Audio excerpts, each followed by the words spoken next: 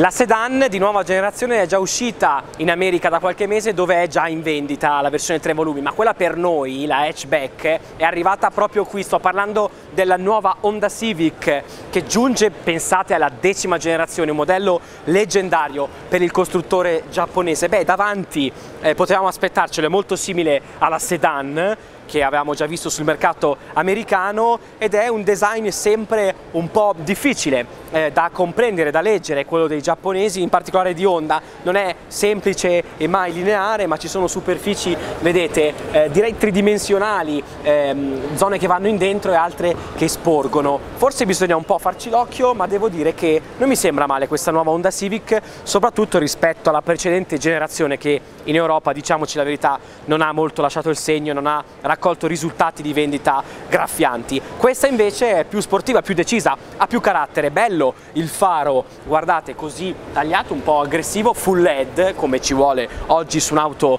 come questa. È una segmento C, un hatchback che dovrà dare del filo da torcere, se ce la farà, alla Golf, regina incontrastata del mercato. Ma guardiamo la parte più interessante, che è quella posteriore, perché appunto l'hatchback per noi europei è qui che è cambiata, nella zona posteriore. Interessante perché riprende un po' le linee della Civic Concept che era uscita un anno fa. La Civic Concept mi piaceva perché aveva tutto il gruppo ottico posteriore unito qui da una luce rossa. Purtroppo, come al solito, le cose più belle dei concept poi si perdono sulla serie. Qui abbiamo un faro più canonico che si ferma qui, vedete, mentre il terzo stop è solo al centro. Peccato, però in compenso mantiene questa nuova Civic di 10ª generazione l'andamento del tetto quasi da coupé, nonostante le 5 porte. Questo è un bene perché è molto sportiva, e poi in questo allestimento, guardate, riesce ad essere aggressiva. Al posteriore sempre forme un po' ingombranti, un po' pesanti da leggere con calma per quanto riguarda il design,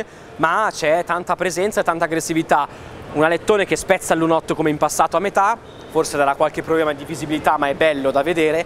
E poi qui queste forme, queste modanature sempre molto elaborate, con doppio terminale di scarico centrale. Peccato per queste prese d'aria finte, non mi piacciono tantissimo, forse era meglio evitare. Cerchi in lega sono neri, eccoli qui, li vediamo, e sono da 17 su questa versione, vetro posteriore un po' oscurato. Ma guardiamo dentro come è diventata questa nuova Honda Civic. Beh, rimane sempre un po' l'aspetto da navicella spaziale che contraddistingueva le vecchie versioni, ma si è un po' più civilizzata, un po' più europea da questo punto di vista. C'è lo schermo centrale del sistema di infotainment di nuova generazione, abbiamo Apple CarPlay e Android Auto, quindi al passo coi tempi, c'è tutto quello che serve per una segmento C di oggi. Il volante è bello piccolino, in stile giapponese, un po' sportivo, e tutta la strumentazione lì centrale, digitale, sempre un po' in tema navicella spaziale, come piace ai giapponesi. La nuova Honda Civic Type R si è allungata, ora arriva aggiunto 13 cm rispetto alla vecchia, ed è un po' più bassa anche, un po' più larga, quindi questo ha permesso alla Civic di diventare un po' più sportiva, ben piazzata per terra, quindi un'immagine più presente, maggiore presenza scenica, ma anche di migliorare l'abitabilità, e lo vediamo subito se saliamo dietro, perché è aumentato veramente lo spazio per i passeggeri posteriori. Lo vediamo subito qui, dove c'è molto più spazio per le gambe.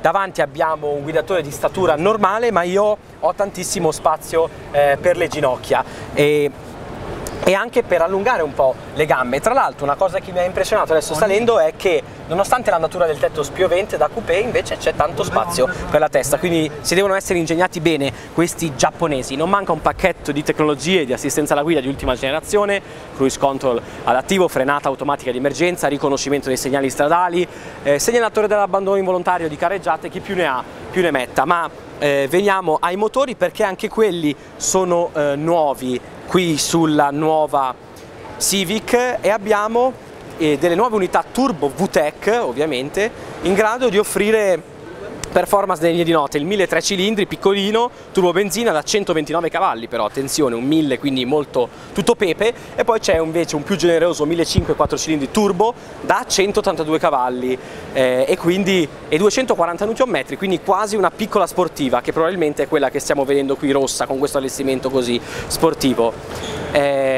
tutti e due i motori a benzina di nuova generazione possono essere abbinati al cambio automatico CVT, quello che piace ai giapponesi, diciamo. Ma c'è anche una sorpresa, perché siamo a Parigi, uno dei saloni dell'auto più importanti a livello internazionale, e quindi non bastava per Honda presentare la nuova Civic 10, e quindi ci dà già un assaggio del futuro, cioè la futura Civic Type R 10, quindi la nuova Type R sviluppata sulla base di questa nuova Honda Civic. Noi abbiamo guidato un anno fa solo la vecchia, ormai vecchia, Honda Civic Type R, e qui già invece abbiamo un'idea di come sarà la nuova. Guardate, appendici aerodinamiche dappertutto, sappiamo che in Honda non è estetica ma è tutto funzionale all'aerodinamica, un'auto quindi con una vera downforce incredibile, cattivissima davanti, fibra di carbonio dappertutto, splitter aerodinamici che spuntano un po' qua e un po' là, presa d'aria, sotto si nasconderà una versione del 4 cilindri turbo VTEC di oggi, ma probabilmente ancora più pepato, quindi supererà di gran lunga i 300 cavalli. Sulla Type R di oggi la trazione è anteriore, forse lo sarà anche su questa, pinze e freno Brembo, e poi una zona posteriore che ci fa veramente sognare, perché qui è ancora più estrema di quella attuale, e ce ne voleva, perché quella attuale era già veramente estrema. Qui è un tripudio di linee giapponesi, da samurai, fatemi dire. Guardate, alettoni dappertutto e addirittura 3 terminali di scarico. Fatemi sapere nei commenti qui sotto cosa ne pensate della nuova Civic. Riuscirà a mettere i bastoni tra le ruote alla Golf? Lo vedremo nel futuro, e intanto sogniamo con la Type R. Ciao, alla prossima auto!